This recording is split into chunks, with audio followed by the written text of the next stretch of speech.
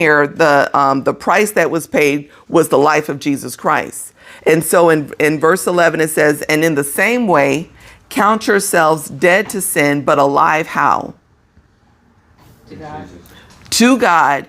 But so count yourselves alive to God, but how? In Christ Jesus. So you don't hear him talking about the law. So he's painting the pathway for those that think righteousness came from being the law, right? The law that identifies what was right and what was wrong, that the Jews were had been taught, that they believed and that they were teaching, and that they were persecuting the Gentiles for. And here he paints a very clear picture that that we ourselves are dead to sin, but alive in God in Jesus Christ. And it goes on to say in verse 12, therefore do not let sin reign, or in some interpretations, rule, control in your moral body so that you obey evil desires. So if you think about that term again, being slaves to sin, ruling, mastering over, controlling, convicting, obligated.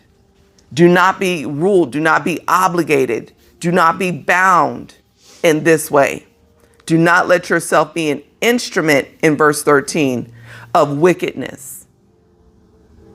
And in that wickedness, he gave examples even in chapter 2, where he was talking about sexual immorality and all of these things, right?